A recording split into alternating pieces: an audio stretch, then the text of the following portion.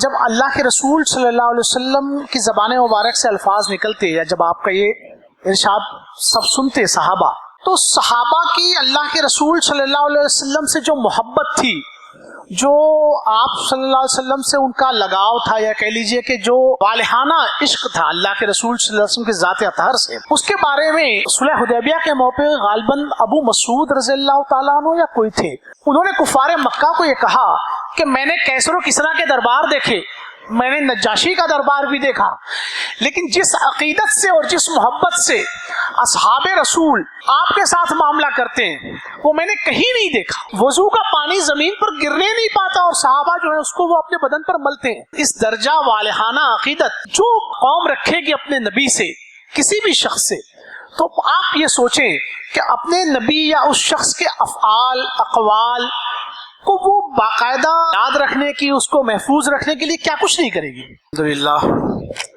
الحمدللہ وکفا وسلام علی عبادہ الذین اصطفیٰ خصوصاً علی الذی لا نبی بعدہ وعلی الذین اتبعوہ فی الساعۃ العسرہ، اما بعد۔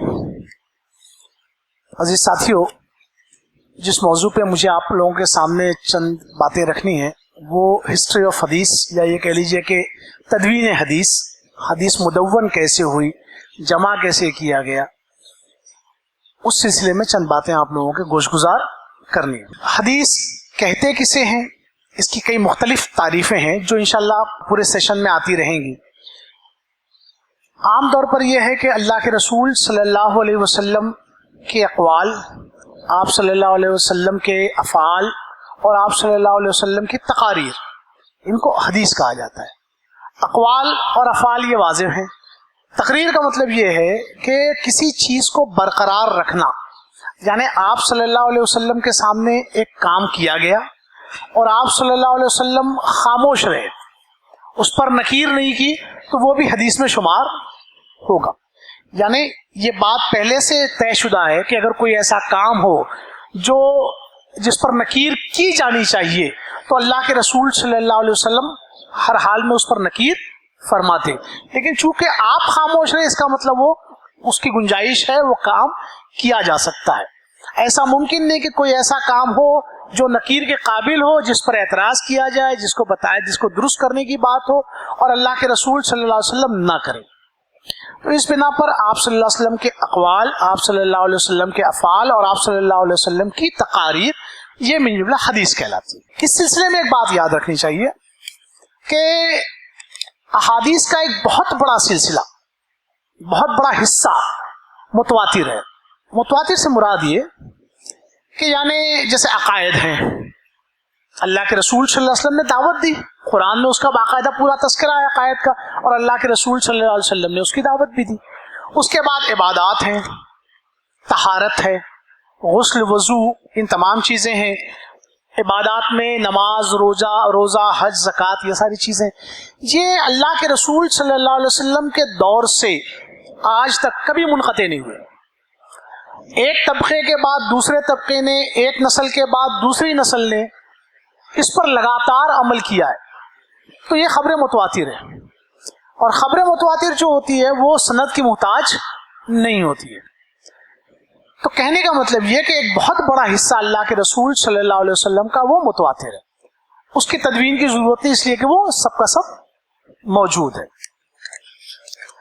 اب اس کے بعد ہم دیکھتے ہیں کہ جب اللہ کے رسول صلی اللہ علیہ وسلم کی زبان مبارک سے الفاظ نکلتے یا جب آپ کا یہ ارشاد سب سنتے صحابہ، تو صحابہ کی اللہ کے رسول صلی اللہ علیہ وسلم سے جو محبت تھی، جو آپ صلی اللہ علیہ وسلم سے ان کا لگاؤ تھا، یا کہہ لیجئے کہ جو والہانہ عشق تھا اللہ کے رسول صلی اللہ علیہ وسلم کے ذات اطہر سے، اس کے بارے میں صلح حدیبیہ کے موقع غالباً ابو مسعود رضی اللہ تعالیٰ عنہ یا کوئی تھے، انہوں نے کفار مکہ کو یہ کہا کہ میں نے کیسر و کسریٰ کے دربار دیکھے، میں نے نجاشی کا دربار بھی دیکھا، لیکن جس عقیدت سے اور جس محبت سے اصحاب رسول محمد صلی اللہ علیہ وسلم کے اصحاب آپ کے ساتھ معاملہ کرتے ہیں وہ میں نے کہیں نہیں دیکھا۔ اللہ کے رسول صلی اللہ علیہ وسلم اگر تھوکتے ہیں تو لوگ جو ہے وہ اس کو اپنے ہاتھوں پر لے لیتے، اپنے بدن پر ملتے ہیں، وضو کا پانی زمین پر گرنے نہیں پاتا اور صحابہ جو ہے اس کو وہ اپنے بدن پر ملتے ہیں. یعنی اس درجہ والہانہ عقیدت جو قوم رکھے گی اپنے نبی سے, کسی بھی شخص سے, تو آپ یہ سوچیں کہ اپنے نبی یا اس شخص کے افعال اقوال کو وہ باقاعدہ یاد رکھنے کی, اس کو محفوظ رکھنے کے لیے کیا کچھ نہیں کرے گی. دنیا کی ہسٹری ہے, باقی موجود ہے, لیکن آپ دیکھیں کہیں بھی ایسا آپ کو کوئی واقعہ کیسا نہیں ملتا جو اللہ کے رسول صلی اللہ علیہ وسلم کے پاس. سلطنتوں کے باقاعدہ وہ موجود ہیں, اس کے واقعات اور ساری چیزیں موجود ہیں, لیکن کسی ایک ذات کے تعلق سے اتنا بڑا اس کو کہتے ہیں کہ ذخیرہ وہ کہیں نہیں ملتا انسانی زندگی, انسانی پوری تاریخ میں نہیں ملتا جو اللہ کے رسول صلی اللہ علیہ وسلم کے لیے خاص ہے. ایک اور چیز دیکھیں کہ اللہ کے رسول صلی اللہ علیہ وسلم سے روایت کرنے والے لوگوں کی تعداد تقریباً 1 لاکھ بتائی جاتی ہے. حجۃ الوداع کے موقع پر تقریباً 1.25 لاکھ کا مجمع تھا. اس کے علاوہ بہت سارے وہ لوگ جو وقتاً فوقتاً وفود کی شکل میں آتے تھے, آ کر چلے جاتے تھے. تو محتاط اندازے کے مطابق جو محدثین نے بیان کیا وہ یہ کہ اللہ کے رسول صلی اللہ علیہ وسلم سے روایت کرنے والے لوگوں کی تعداد تقریباً 1 لاکھ کے آس پاس ہے. اب آپ دیکھیں, یہ مثال کے طور پہ محدثین جب کسی چیز کو حدیث کہتے ہیں تو محدثین کی تعریف الگ ہے. محدثین سے مراد, محدثین جب کہتے ہیں کہ میں نے جو ہے وہ یہ حدیث جو ہے وہ 700 سندوں سے, تو جو 700 سندیں ہیں وہ ان کے نزدیک حدیث ہوتی ہیں. وہ کہتے ہیں یہ 700 حدیث ہیں. مثال دیکھ لیں, جیسے انما الاعمال بالنیات, یہ ایک حدیث ہے, یہ تقریباً 700 سندوں سے مروی ہے. مضمون ایک ہے, حدیث ایک ہے, الفاظ کے متن کے اعتبار سے حدیث ایک ہے, لیکن چونکہ یہ 700 الگ الگ اسناد سے مروی ہے تو محدثین کے نزدیک یہ 700 سند ہے. اب جب ہم دیکھتے ہیں کہ امام احمد ابن حنبل نے جو ہے وہ تقریباً 7 لاکھ احادیث کے ذخیرے میں سے اپنی مسند احمد لکھی, یا حافظ ابو زرع کو 7 لاکھ حدیثیں یاد تھیں, امام بخاری کو جو ہے وہ 1 لاکھ صحیح حدیثیں یاد تھیں اور 2 لاکھ غیر صحیح حدیثیں یاد تھیں, امام مسلم نے اپنی صحیح مسلم کو 3 لاکھ احادیث سے وہ کیا ہے, چھانٹ کے نکالا ہے. تو یہ بات سمجھ لیجئے کہ احادیث کی کل تعداد اتنی نہیں ہے متن کے اعتبار سے, لیکن سند کے اعتبار سے ہے. محدثین ہمیشہ سند کو ایک سند کو ایک حدیث. اب پوری سند یعنی اے نے بی سے سنا, بی نے سی سے سنا, سی نے ڈی سے سنا. اب اس میں ایسا بھی ہو اے نے بی سے سنا, بی نے سی سے سنا, سی نے کیو سے سنا, اور پھر اس کے بعد صحابی آ جائیں اور پھر اس کے بعد اللہ کے رسول صلی اللہ علیہ وسلم آ جائے, تو یہ 2 سند ہو گئی, یعنی یہ 2 حدیث ہو گئی. اس طرح احادیث کی تعداد. تو اسی طرح یہ بھی سمجھ میں آتا ہے کہ آخر وہ 3 لاکھ حدیثیں وہ اسناد تھیں, سندیں تھیں جو یاد تھی محدثین کو. بالعموم صحیح احادیث کا ذخیرہ یا کہہ لیجئے وہ تقریباً 10,000 کے آس پاس ہے, اور تقریباً کل احادیث کی تعداد صحیح ضعیف سب کچھ ملا کر امام حاکم کے نزدیک تقریباً 50,000 ہے. اب اس میں دیکھیں کہ یہ شروع کب سے ہوا. آخر یہ اللہ کے رسول صلی اللہ علیہ وسلم کی ان تمام اقوال, افعال اور تقاریر کو جمع کرنے کا سلسلہ, محفوظ کرنے کا سلسلہ آخر شروع کب سے ہوا. تو اس کے بارے میں یہ دیکھیں کہ یہ دور صحابہ سے ہی شروع ہوا ہے. بالعموم جو ہم کہتے ہیں یا عام طور پر جو محفلوں میں بیان ہوتا ہے وہ یہ ہے کہ امام بخاری سے شروع کرتے ہیں ہم, 2 صدی سے. امام بخاری سے اس کا سلسلہ ہے کہ 2 صدی سے شروع ہوتا ہے. کچھ لوگ جو اور پہلے کہتے ہیں وہ کہتے ہیں کہ سب سے پہلے جنہوں نے مدون کیا حدیث کو وہ ابن شہاب زہری تھے, جو عمر ابن عبدالعزیز رحمۃ اللہ علیہ کے حکم پر انہوں نے جمع کیا. لیکن ہم دیکھیں کہ اس سے پہلے صحابہ نے باقاعدہ اس کو جمع کرنے کا کام شروع کیا تھا. یہ یقیناً یہ بات تھی کہ اللہ کے رسول صلی اللہ علیہ وسلم نے فرمایا تھا کہ مجھ سے جو ہے قرآن کے سوا کوئی اور چیز نہ لکھو. یہ یقیناً تھا, اور دیکھا جائے اگر اس کو بنظر غائر دیکھا جائے تو یہ روایت میں یہ بات پوشیدہ ہے کتابت حدیث کی.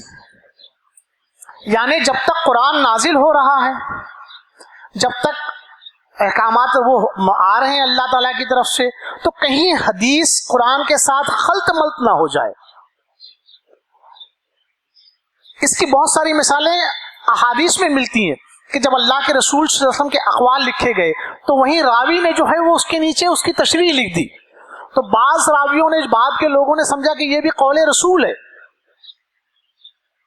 اسی طرح حضرت عبداللہ ابن مسعود رضی اللہ تعالیٰ عنہ کے پاس جو قرآنی صحیفہ تھا اس میں انہوں نے اپنی تشریحات بھی لکھی ہوئی تھی جو اللہ کے رسول صلی اللہ علیہ وسلم سے سنی تھی.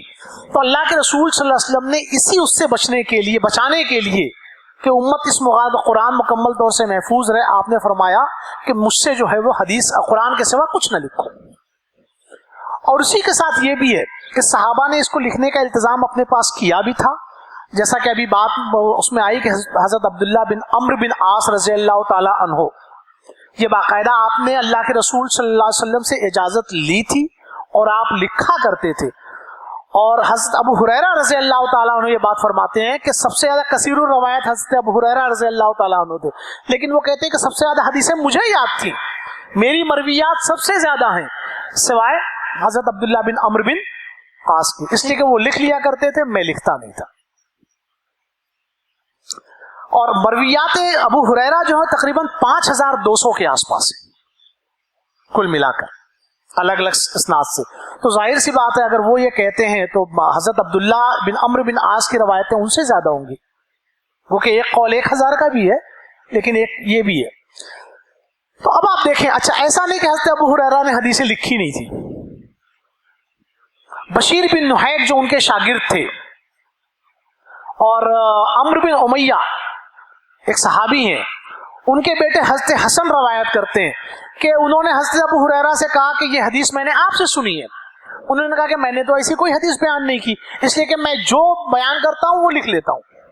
یعنی اللہ کے رسول صلی اللہ علیہ وسلم کے انتقال کے بعد آپ نے باقاعدہ وہ حدیثیں لکھی تھی اور کہا کہ اس کا ایک کمرہ کھولا اور کہا کہ اس کمرے میں وہ تمام احادیث لکھی ہوئی موجود ہیں جو میں نے بیان کی ہیں. انہوں نے پھر اس میں سے ڈھونڈا تو جو حضرت حسن جو حضرت عمرو بن امیہ کے بیٹے تھے انہوں نے جو بتایا کہا تھا اس کے میں نے یہ حدیث آپ سے سنی ہے، وہ حدیث وہاں مل گئی. تو حضرت ابو ہریرہ نے کہا کہ دیکھو میں نے کہا تھا نا میں لکھ لیتا ہوں، تو حدیث وہاں موجود ملی. اسی طرح بشیر بن نحیک جو ان کے شاگرد تھے ان کے بارے میں بھی آتا ہے کہ وہ باقاعدہ روایت کرتے ہیں کہ حضرت ابو ہریرہ رضی اللہ تعالیٰ عنہ احادیث لکھ لیا کرتے تھے. اسی طرح اور لوگوں کے بارے میں آتا ہے، حضرت عبداللہ بن عمرو بن عاص کے بارے میں جو سب سے پہلا صحیفہ تھا، جو جیسا کہ آپ نے فرمایا قاضی صاحب نے کہ اللہ کے رسول صلی اللہ علیہ وسلم نے فرمایا کہ مجھ سے لکھ لیا کرو، تو حضرت عبداللہ بن عمرو بن عاص رضی اللہ تعالیٰ نے کہا کہ کیا غصے کی حالت میں بھی جب آپ فرماتے تو لکھ لوں، کبھی کبھی آپ غصے کی حالت میں ہوتے؟ تو کہا ہاں، میں حق کے سوا میرے زبان سے کوئی بات نہیں نکلتی ہے. تو آپ نے اس کا التزام فرمایا اور اس صحیفے کو جو آپ نے جمع کیا تھا حدیث کا وہ صحیفہ صادقہ کہلاتا ہے، اسی بنا پر کہ اللہ کے رسول صلی اللہ علیہ وسلم نے یہ قول جب آپ کا تھا کہ میرے زبان سے حق کے سوا کچھ نہیں نکلتا تو وہ صحیفہ صادقہ کہلایا. اس کے بعد ہم دیکھتے ہیں کہ حضرت ابو ہریرہ کے شاگرد حمام ابن منبہ، اور صحیفہ حمام ان کا نام ہے، وہ ایک باقاعدہ اس وقت سے موجود ہے. حضرت انس رضی اللہ تعالیٰ عنہ کے بارے میں ہے کہ سنن دارمی میں ہے کہ وہ کہتے ہیں کہ میرے بچوں اس علم کو لکھ لیا کرو، یہ علم حدیث جو ہے اس کو لکھ لیا کرو. سعید بن ہلال کہتے ہیں کہ ہم جب حضرت انس سے بہت زیادہ پوچھتے حدیث کے بارے میں تو وہ ایک بکسا نکالتے اور کہتے ہیں کہ یہ وہ حدیثیں جو میں نے اللہ کے رسول صلی اللہ علیہ وسلم سے سنی تھی ان کو لکھ لیا ہے، اور ان کو کھول کر پھر دکھاتے تھے. یہ تمام صحابہ کی باتیں ہیں. اس سے یہ پتہ چلتا ہے کہ اس دور صحابہ میں احادیث کو لکھنے کا رواج تھا. جابر بن عبداللہ کہتے ہیں کہ حج کے موقع پر ایک کتاب انہوں نے جمع کی تھی، 1506 روایتیں ان سے مروی ہیں. ان کے شاگرد وہب ابن منبہ جو حمام ابن منبہ کے بھائی تھے انہوں نے اس حدیث کو لکھ لیا ہے. اس بات کو تہذیب التہذیب میں حافظ ابن حجر عسقلانی نے روایت کیا ہے. حضرت عائشہ کی جو مرویات تھی وہ عروہ بن زبیر نے لکھا ہے اور عمرہ بنت عبد الرحمن نے لکھا ہے. حضرت عبداللہ ابن عباس رضی اللہ تعالیٰ عنہ یہ سب کثیر الروایت شاگرد ہیں، مکثرین میں ان کا شمار ہوتا ہے، یعنی وہ صحابہ جن سے بہت زیادہ روایتیں ہیں. تو آپ صلی اللہ علیہ وسلم کے غلام جو رافع تھے ان سے یہ پوری ساری چیزیں لکھا کرتے تھے اللہ کے رسول صلی اللہ علیہ وسلم کی. اکرمہ کہتے ہیں حضرت عبداللہ ابن عباس کے شاگرد کہ ابن عباس کے پاس طائف سے کچھ لوگ ان کی کتابوں کو لے کر آئے اور ان کے سامنے پڑھنے لگے. یعنی یہ باقاعدہ چیزیں ریٹن فارم میں موجود تھیں، یہ صحابہ کے دور کی بات ہے. صحیح مسلم میں یہ بات موجود ہے کہ حضرت علی کے فیصلوں اور فتووں کا بہت بڑا حصہ لکھا ہوا تھا.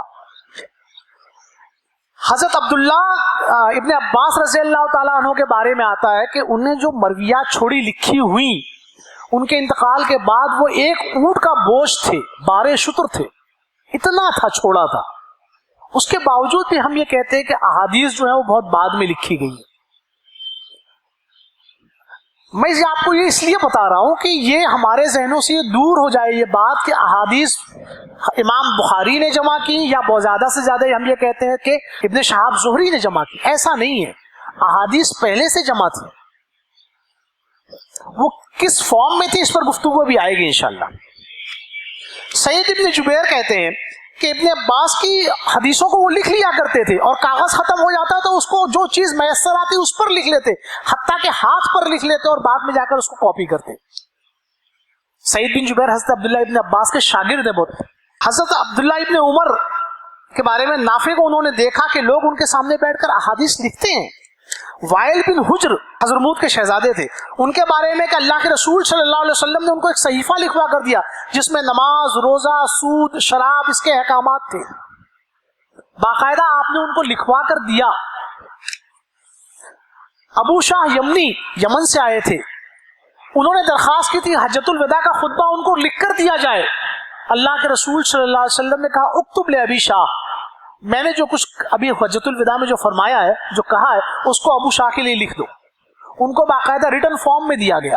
سنن دارمی میں ہے کہ یمن والوں کو آپ نے مختلف قسم کے احکامات ایک رسالے میں لکھ کر دیے تھے. پھر آپ دیکھیں سمرہ بن خبیر صحابی کے بیٹے سلیمان بن سمرہ اپنے والد سے نسختن کبیرتن کے الفاظ آئے ہیں، بہت بڑا نسخہ تھا ان کے پاس، اس سے روایت کرتے تھے. سعد ابن عبادہ رضی اللہ تعالیٰ عنہ کے پاس ایک صحیفہ تھا، یہ ترمذی میں موجود ہے. عبداللہ ابن ابی اوفا اپنی احادیث کو لکھ لیا کرتے تھے، یہ بخاری میں موجود ہے. حضرت علی رضی اللہ تعالیٰ عنہ کے پاس ایک صحیفہ تھا جس کو وہ اپنی تلوار کی نیام میں رکھتے تھے. حضرت ابو بکر رضی اللہ تعالیٰ عنہ نے 500 احادیث لکھی تھی، بعد میں ان کو جلا دیا تھا، لیکن وہ آپ کے پاس موجود تھی. اللہ کے رسول صلی اللہ علیہ وسلم کے انتقال کے بعد لکھا تھا آپ نے، وہ محفوظ تھی. اپنے وفات سے پہلے اس کو اس لیے جلا دیا کہ پتہ نہیں کتنا محفوظ ہو، کتنا کیا ہو. تو اللہ کے رسول صلی اللہ علیہ وسلم سے جو فرمایا تھا کہ من کذب علی متعمدا فلیتبوأ مقعدہ من النار، کہ جو میری طرف جانتے بوجھتے جھوٹ باندھے اسے چاہیے کہ اپنا ٹھکانہ جہنم بنا لے. یعنی یہ متواتر حدیث ہے. تو اس خوف سے حضرت ابو بکر رضی اللہ تعالیٰ عنہ نے اس ذخیرے کو جلا دیا تھا. اب تدوین کا یہ جو دور ہے، صحابہ، تابعین، تبع تابعین، ان کا، تو صحابہ کے بارے میں تو میں نے آپ سے بتایا. اچھا، صحابہ نے یہ جمع کر لیا. اچھا، اس کے بعد جو دوسرا دور آیا اس میں سعید ابن مسیب جو حضرت ابو ہریرہ کے داماد تھے، امام شعبی، مجاہد، یہ ان کے شاگرد ہیں حضرت عبداللہ ابن عباس کے، سعید ابن جبیر یہ ہیں، عطا، قتادہ، ان سب نے احادیث لکھی. لیکن یہ انڈیویجول طور پہ اپنے اپنی انڈیویجول کیپیسٹی میں لوگوں نے دیکھا تھا، یعنی کوئی حکومت کی طرف سے نہیں تھا. اس کے بعد جب فتنوں کا دور آیا تو حضرت عمر بن عبدالعزیز نے یہ فتویٰ دیا، یہ حکم جاری کیا کہ احادیث رسول صلی اللہ علیہ وسلم ان فتنوں کے دور میں کہیں ایسا نہ ہو کہ وہ اسی میں کھو کر رہ جائے. تو آپ نے یہ حکم دیا کہ اس کو جمع کیا جائے. اور سب سے پہلے جنہوں نے جمع کیا وہ ابن شہاب زہری تھے.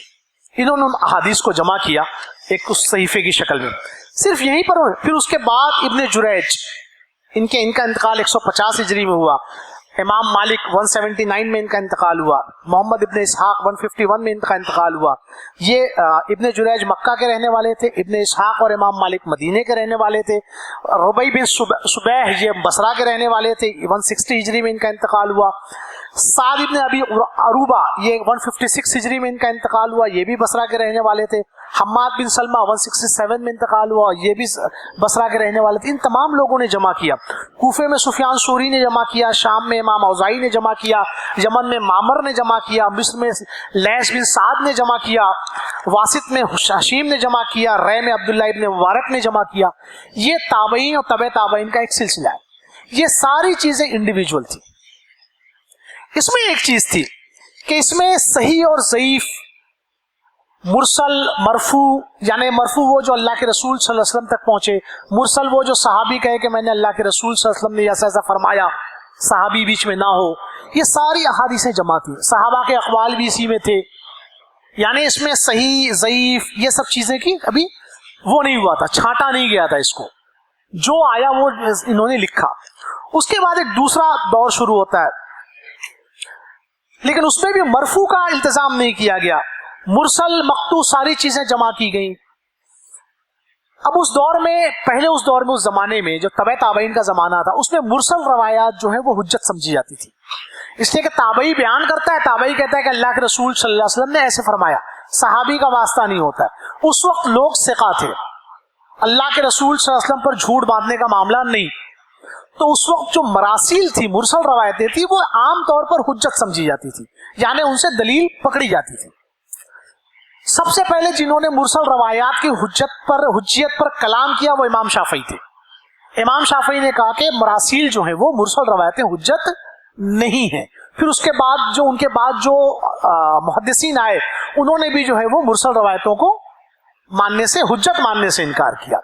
वरना इमाम अबू हनीफा, इमाम मालिक, इमाम हम्बल के नजदीक मुरसल रवायतें हुज्जत है, और इमाम शाफई के नजदीक मरासिल मुतज़िदा ये हुज्जत है। मरासिल मुतज़्ज़ा से मुराद ये है कि मुरसल रवायतें अगर कई सनदों से आती हैं तो उसमें जाहिर सी बात है, मैं एक शख्स एक बात कहता है, हो सकता है उसके ऊपर आपको डाउट हो, दूसरा भी वही बात कहता है, तीसरा भी वही कहता है, चौथा भी वही कहता है, तो गो के पहला शख्स झूठा ही क्यों ना हो, लेकिन चार आदमी तो झूठ नहीं बोलते, इसलिए हो सकता है वो किसी दूसरी रवायत में गलत बयानी से, या ये कह लीजिए कि सूए हाफिजा की वजह से, मेमोरी कम होने की वजह से उसको बाकायदा जब्त में ना लाए, उसको याद ना हो, लेकिन बहरहाल इस रवायत की हद तक तो वो सच्चा है।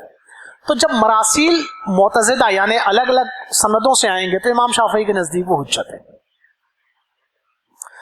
इसके बाद भी बहरहाल आप देखेंगे तो बहुत सारी चीजें रह गई थी। फिर एक और दौर शुरू हुआ इसका, उस दौर में अलग अलग उसमें किया गया, जैसे कूफे में अब्दुल्ला इब्न मूसा थे, बसरा में मुसद्दद बिन मुसरहद थे, मिस्र में याकूब इब्न अबी शैबा थे। इसमें इस दौर में भी ये इमाम अहमद बिन हम्बल के तक का दौर है, यहाँ भी वही मामला था। इसकी मिसाल मुस्नद अहमद खुद है।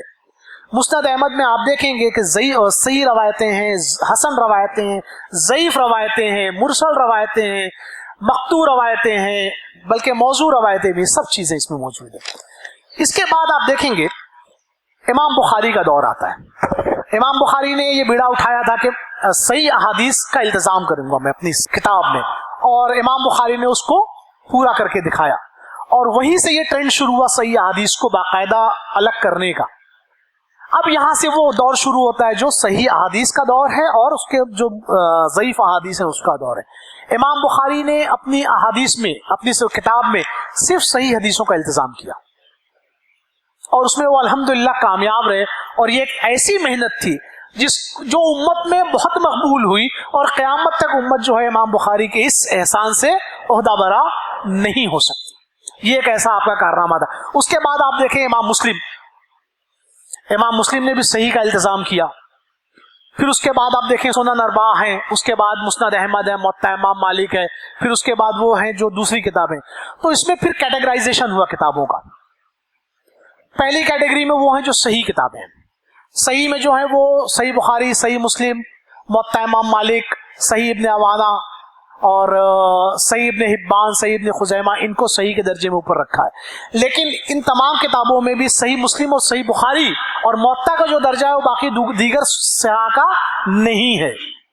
उसके बाद दूसरे दर्जे की किताबें जो आती हैं उसमें ये जो है सुनन अरबा, यानी सुनन अबू दाऊद, सुनन तिरमिजी, सुनन नसई, सुनन इब्न माजा, ये किताबें आती हैं जो दूसरे दर्जे की हैं। उसमें बाज लोग मुस्नद अहमद को भी लेते हैं। पहले दर्जे की किताब में बाज लोग जो है मुस्नद दारमी को भी लेते हैं। फिर उसके बाद तीसरे दर्जे की किताबों में फिर बहुत सारी दीगर किताबें जो है मुसन्नफ इब्न अबी शैबा, मुसन्नफ अब्दुर रज़्ज़ाक़, ये तमाम चीजें जो है वो हदीसें जिनमें तमाम अहादीस मौजूद हैं, चाहे वो सही हो, चाहे वो ज़ईफ हो, चाहे अक़वाल सहाबा हो। बल्कि मुसन्नफ इब्न अबी शैबा और मुसन्नफ अब्दुर रज़्ज़ाक़ तो तकरीबन 38,000 सहाबा के फतावे इसमें मौजूद है। यानी अगर आपको ये देखना है कि दौरे सहाबा में क्या चलन था, تو آپ مصنف عبدالرزاق اور مصنف ابن ابی شیبہ دیکھیں تو آپ کو یہ پتا چل جائے کہ دور صحابہ میں کیا معمولات تھے صحابہ کے. تو یہ وہ سلسلہ ہے کس کو کہتے تدوین حدیث کا، جو چلا اور جس میں امت نے بہت زیادہ مشقت کی. اب جو لوگ یہ اعتراض کرتے ہیں کہ ایسا کیوں، ایسا کیسے احادیث پر، تو آپ دیکھیں دنیا میں کسی بھی بات کی صداقت، سچائی، وہ سچ ہے یا جھوٹ ہے، اس کو ناپنے کا، اس کو جانچنے کا کیا پیمانہ ہے؟ ہم تاریخ کی کتابیں پڑھتے ہیں، بہت ساری کتابیں ہیں اور بہت سارے احوال ہیں. میں یہ کہتا ہوں کہ پری ہسٹورک ایرا کو جانے دیجیے.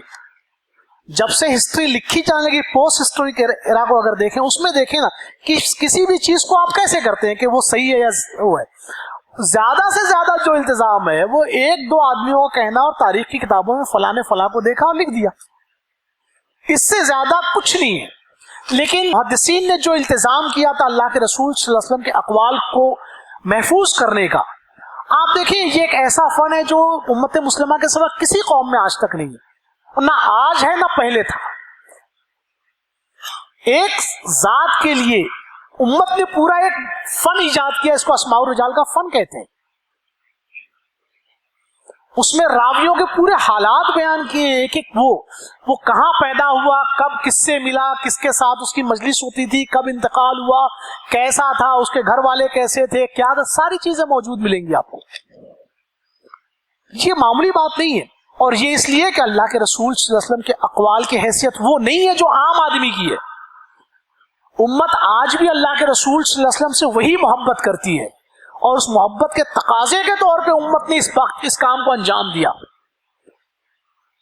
ورنہ اگر اس ذخیرہ حدیث کو ذرا بھی مشکوک کریں، اور جن بنیادوں پر مشکوک کریں گے وہی بنیادیں دنیا کی تمام تاریخ کو مشکوک کرنے کے لیے کافی ہے.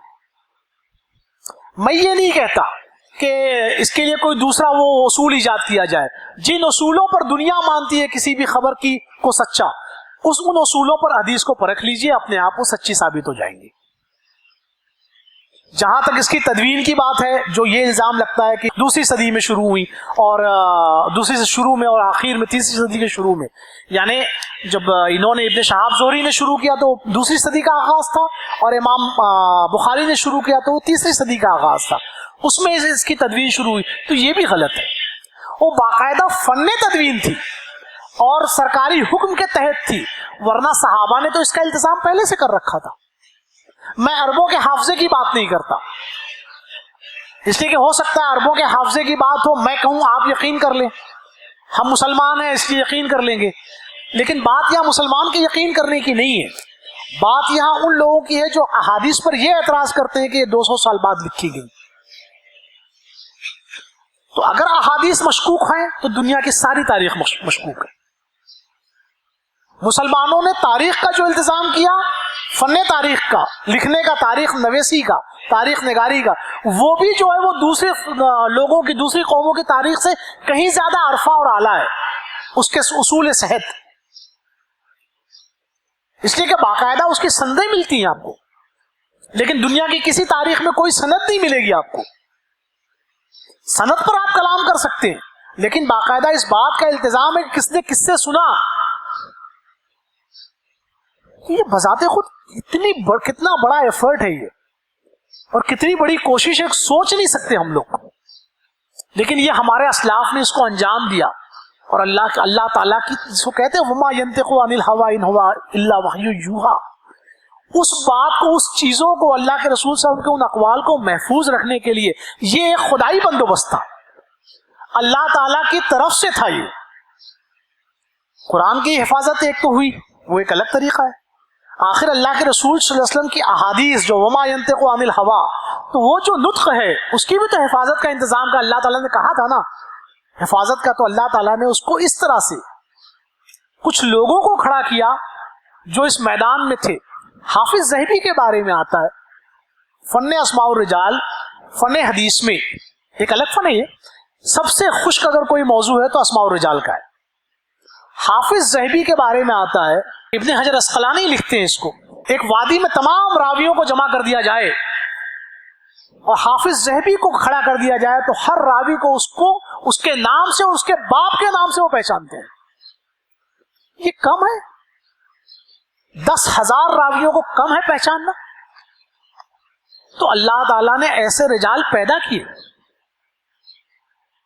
اور یہی نہیں، باقاعدہ اس کے حافظ، مثال کے دیتا ہوں میں آپ کو، ایک مزی شافعی تھے، انہوں نے کتاب لکھی الکمال فی اسماء الرجال، پھر اس کی شرح لکھی تہذیب الکمال. اسی کو انہوں نے حافظ ذہبی نے جو ہے تذہیب الکمال لکھی، یعنی تہذیب التہذیب کا نام اس کو دیا. پھر اسی کی تہذیب الکمال کی دوسری جو شرح ہے وہ ابن حجر عسقلانی نے لکھی، اس کا نام لکھا تہذیب التہذیب. پھر اسی تہذیب التہذیب کو اور انہوں نے شارٹ کیا ابن حجر عسقلانی، اس کا نام لکھا تقریب التہذیب. اب آپ دیکھیں ایک کتاب شروع میں لکھی گئی، اس کے بعد اس کتاب پر کتنا کام ہوا.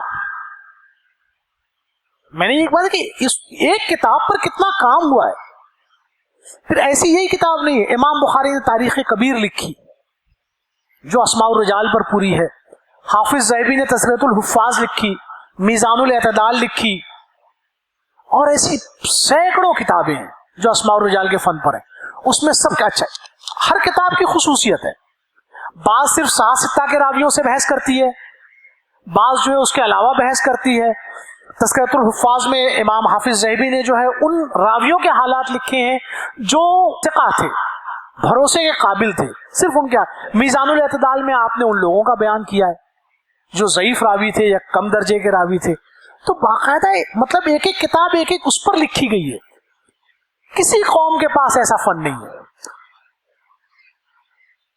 تو اس بارے میں بغیر کسی شک و شبہے کے کہ حدیث جو ہے وہ شروع سے آج تک محفوظ ہے، اور باقاعدہ ایک ایک چیز کی بحث کر کے محفوظ کیا گیا. ایسا نہیں کہ میں نے کہا آپ نے مان لیا، ابن حجر عسقلانی نے کہا امت نے مان لیا، یا فلاں تابعی اور تبع تابعی نے کہا اور امت نے مان لیا. باقاعدہ ایک ایک چیز ریٹن فارم میں موجود ہے. تو اس امت نے جتنا بڑا فن ایجاد کیا، اس کو برتا، وہ نہ پہلے کسی نے کیا تھا نہ آج کسی میں ہمت ہے.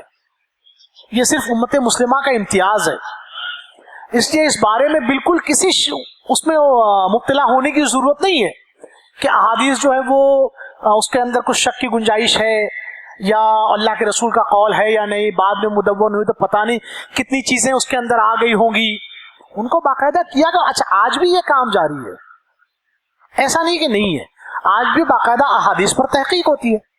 ہاں اس چیز کا ضرور وہ ہوتا ہے، جیسے ایک محدث ہے یا ایک فن اسماء الرجال کا امام ہے، وہ اگر کسی راوی کو ضعیف کہتا ہے، اصولی بات میں بتا دوں، مثال کے طور پہ اگر امام بخاری نے ایک راوی کو ضعیف کہا تو وہ راوی امام بخاری کے نزدیک ضعیف ہے، امام بخاری اس کی حدیثیں نہیں لیں گے اس لیے کہ ان کے نزدیک وہ ضعیف ہے. لیکن وہی راوی امام مسلم کے نزدیک ثقہ ہو سکتا ہے، اور امام مسلم اس کی حدیث اپنے صحیح میں لے کر آئیں گے، لے کر آتے ہیں، اس لیے کہ ان کے نزدیک وہ بھروسے مند ہے. یہ ضرور اس کی یہ ہے، اس لیے کہ یہ ہیومن ایفرٹ ہے، اور اس میں آپ کے نزدیک اگر ضعیف ہے، آپ کے نزدیک قوی ہے، ہر آدمی اپنے حساب سے. اور جو حدیث امام بخاری کے نزدیک صحیح ہے، امام بخاری اس پر عمل کرنے کے لیے ان پر لازم ہے کہ اس پر عمل کرے، اس لیے کہ کسی حدیث کا حدیث رسول ثابت ہو جانا پھر اس پر عمل کا وجوب ہو جاتا ہے کہ اس پر اب عمل کرنا ہے. لیکن امام بخاری کی تخریج کردہ کوئی حدیث کسی دوسرے محدث کے لیے حجت نہیں ہے. اس بات کو بھی یاد رکھیں. امام بخاری نے ایک حدیث لی، امام بخاری کے نزدیک صحیح ہے، دوسرے محدث نے دوسری حدیث لی ہے، اس کے نزدیک وہ حدیث حجت ہے، وہ اپنی حدیث پر عمل کرنے کا کرے گا. اس کے لیے ضروری ہے کہ وہ اپنی تخریج کردہ حدیث پر عمل کرے. کسی دوسرے محدث کی سند سے کوئی حدیث اگر ہے یا کوئی دوسرا محدث اس کو کہتا ہے کہ یہ حدیث صحیح ہے، وہ دوسرے کے لیے حجت ہوگی، اس پہلے کے لیے حجت نہیں ہے. یہ اختیار یا یہ آزادی ضرور ہے اور یہ ہونا چاہیے. یہ آپ کو اختلاف بہت ملے گا احادیث کی اقسام کے بارے میں، اصول حدیث کے بارے میں آپ کو بہت اختلاف ملے گا. اسماء الرجال میں گفتگو ابھی آئے گی، اس میں جب آگے کے سیشن میں گفتگو ہوگی کہ ایک امام فن اسماء الرجال کا اگر کسی کو کے بارے میں کہتا ہے کہ لیس بشیء، تو اس لفظ کا مطلب اس محدث کیا، اس فن اسماء الرجال کے امام کے نزدیک کیا ہے وہ الگ، دوسرے کے نزدیک الگ ہوتا ہے، مطلب اسی ایک لفظ کا. تو یہ بحثیں بہت ملیں گی آپ کو علم حدیث میں. لیکن جہاں تک تدوین حدیث کا تعلق ہے، حدیث کے کمپائلیشن کا تعلق ہے، حدیث کو جمع کرنے کا تعلق ہے، اس میں تو کوئی دو رائے نہیں کہ حدیثیں جمع پہلے ہوئی تھی، صحابہ نے لکھا تھا اس کو، صحابہ کے بعد اور لکھا گیا، پھر باقاعدہ اس کو جو فن کی شکل دی گئی وہ بعد میں چل کر تیسری صدی کے شروع میں امام بخاری وغیرہ نے اس کو ایک فن کی شکل دی کہ دور دور تک سفر کیا، لوگوں سے ملے، ملاقاتیں کی، لوگوں کے احوال جانے. تو یہ ایک فن کی شکل بعد میں اختیار ہوئی. اچھا ایک چیز ہے، ہمیشہ کوئی بھی چیز جب ہوتی ہے تو فن ہمیشہ بعد میں ہی ڈیولپ ہوتا ہے. مثال کے طور پہ آپ کے ہاتھ میں جو ڈکشنری ہوتی ہے، لغت، یہ شروع میں تھوڑی ہوتی ہے کہ لغت شروع میں تو استعمال ہوتا ہے، اہل زبان اس لفظ کو استعمال کرتے رہتے ہیں. پھر ہوتا یہ ہے کہ اس کا لغوی مفہوم ہوتا ہے، پھر کسی علاقے کے لوگ اس لفظ کو کسی دوسرے مفہوم میں استعمال کرتے ہیں.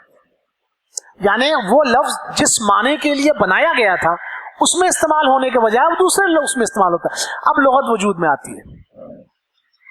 تو ہمیشہ فن بعد میں مدون ہوتا ہے. پہلے وہ چیز تو حدیثیں پہلے سے موجود تھی. یہ جو ہم فن آیا ہے نا، جمع کرنے کا فن، اسماء الرجال کا فن، یہ ساری چیزیں بعد میں آئی ہیں. تو اس بات کو ہم لوگ سمجھیں. یہ چند باتیں اس ضمن میں تھیں جو میں نے آپ لوگوں کے گوش گزار کی. اس میں میرا ایمفیسس اس بات پر تھا کہ دور صحابہ میں صحابہ نے واقعی احادیث کو لکھا تھا یا نہیں لکھا تھا، اس لیے کہ پہلا دور وہی ہے. اس کے بعد تو ہمیں بہت سارے ثبوت ملتے ہیں لکھنے کے، لیکن وہاں پر کیا ہے، ثبوت ہے واقعی. اچھا میں نے آپ کو جن کتابوں کے حوالے دیے وہ تھی معروف کتابیں ہیں، معروف و متداول کتابیں ہیں جو ہمارے یہاں ہاتھوں میں لوگوں کو ملتی ہیں. ان میں یہ سارے حوالے موجود ہیں. مرور زمانہ سے وہ کتابیں جو ہیں وہ ضائع ہو گئیں، لیکن بہرحال ان کے حوالے ان کتابوں میں بہرحال ملتے ہیں. تو عزیز ساتھیو، یہ چند باتیں اس ضمن میں تھیں. اس پر اور گفتگو کی گنجائش مزید باقی ہے، اور آدھے گھنٹے میں تمام چیزوں کا احاطہ ممکن بھی نہیں ہے. اور دراصل یہ تقریر کا موضوع نہیں ہے بلکہ یہ تو ایک گفتگو کا موضوع ہے.